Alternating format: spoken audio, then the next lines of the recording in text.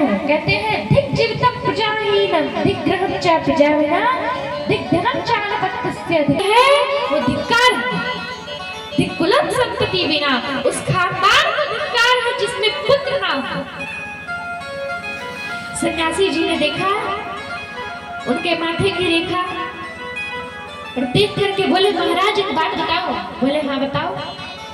बोले इस जन्म में तो क्या तुम्हें 7 जन्म में भी कोई पुत्र नहीं। अब तो आत्मदेव बड़े चिंतित हो गए।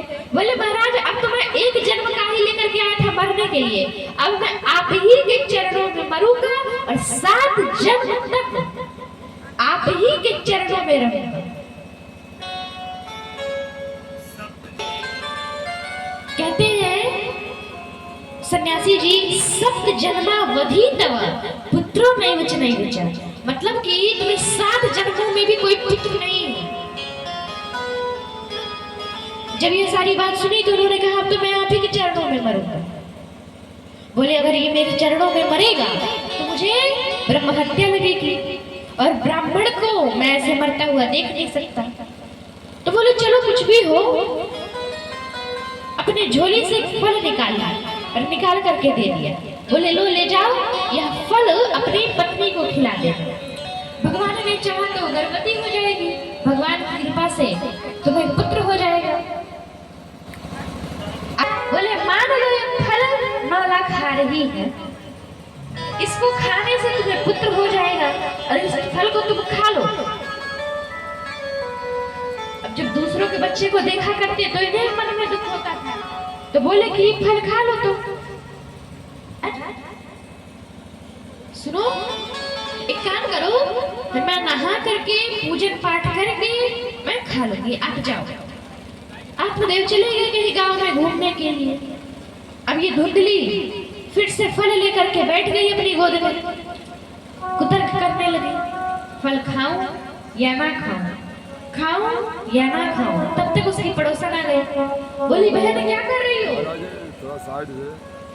फल को खाने से तुझे गर्भवती हो जाएगी, तो मैं क्या करूं, खाऊं या ना खाऊं? बोले कि अरे इतनी अच्छी बात है खा ले। बोले कि एक बात बता बहन, अगर मैं खा लूंगी और कहीं मेरा पेट भर जाएगा तो फिर खाया पिया नहीं जाएगा, चला फिरा नहीं जाएगा, तो मैं क्या करूंगी? बोली चलो कोई बात नहीं, बाद में जो होगा सो देखा जाएगा, अभी खा लो। बोली नहीं नहीं नहीं, नहीं मुझे डर लगता है, मैं नहीं खाने वाली। बोली तो मत खा। बोली नहीं नहीं खाना तो पड़ेगा ही, आपने ने कितने विश्वास से दिया था। अगर कहीं गर्भ टेढ़ा हो गया तो मैं क्या करूंगी? तो बोली मत खा, तुझे परेशानी है तो। बोली नहीं नहीं खा ले। फिर बोली नहीं नहीं नहीं खाऊंगी। बोली क्यों?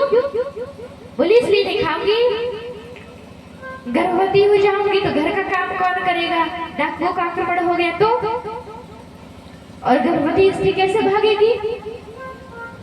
कहीं यहाँ गांव में आग लग गई तो मैं कैसे भागूंगी बताओ? पड़ोसन ने मन में सोचा लगता है कि संसार की पहली औरत यही है जो गर्भवती हो रही है। उसने कहा बहन एक काम कर, तू ये फल खा ले और अपनी काम करने के लिए होगा अपनी ननद को बुला लेना, उससे काम करवा लेना। बोली ना ना ना ना, कान पकड़ रही हो, ननद का तो नाम मत लेना। और ननद नहीं है, ननद ऐसी होनी चाहिए कि आने के बाद, जैसे अब देखिए सुनीता जी हैं और यशोदा जी हैं।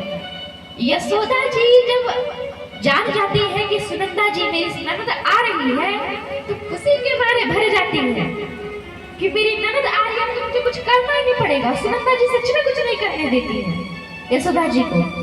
लेकिन धुंधली जैसे सुनती है ननद का नाम कान पकड़ लेती है। बोली इसको मत बुलाना, आएगी तो मेरा घर परिवार सब कुछ लूट करके लेके चली जाएगी, कुछ भी नहीं बचेगा। बोले अच्छा चल कोई बात नहीं, चल कोई बात नहीं, ये फल खा ले, जो होगा सो देखा जाएगा। बोली नहीं नहीं बहन मैं तो नहीं खाऊंगी, मैं नहीं खाने वाली फल। तो बोली पड़ोसन बोली तू खा या ना खा, तेरे चक्कर में मैं भूल गई जो क्या कहने आई।